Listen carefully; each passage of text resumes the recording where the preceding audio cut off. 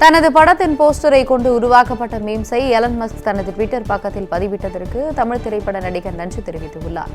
உலக அளவில் மிகப்பெரிய தொழிலதிபர்களில் ஒருவராக உள்ள எலன் மஸ்க் உலகில் நடக்கும் விஷயங்களை பற்றி கலாய்க்கும் வகையிலும் சர்ச்சையை கிளப்பும் வகையிலும் தொடர்ந்து பதிவு செய்து வருவதை வழக்கமாக கொண்டுள்ளார்.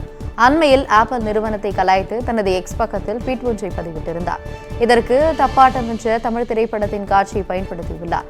தான் நடித்த திரைப்படத்தின் காட்சியை பயன்படுத்தியதற்கு எலன் மஸ்கிற்கு நன்றி என்று அந்த படத்தின் நடிகரும் தயாரிப்பாளருமான துரை சுதாகர் தெரிவித்துள்ளார்.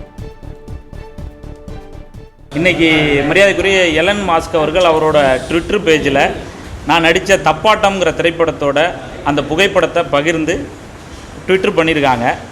இது உலக நாடுகள் அத்தனை இடத்துக்கும் இது பரவி அங்கே உள்ள அத்தனை தமிழ் மக்களும் நம்மளோட இந்த சந்தோஷத்தை பகிர்ந்துக்கிறாங்க. என்னென்னா இது தமிழ் திரைப்படத்திற்கு கிடைத்த ஒரு அங்கீகாரமாக தான் நினைக்கிறேன்.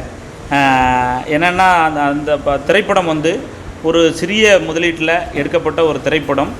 இந்த அளவுக்கு இதோட புகைப்படம் உலக அளவுக்கு ஃபேமஸ் பண்ணிய மரியாதைக்குரிய எலன் மாஸ்க் அவர்களுக்கு இந்த நேரத்தில் நன்றி தெரிவிச்சுக்கிறேன்.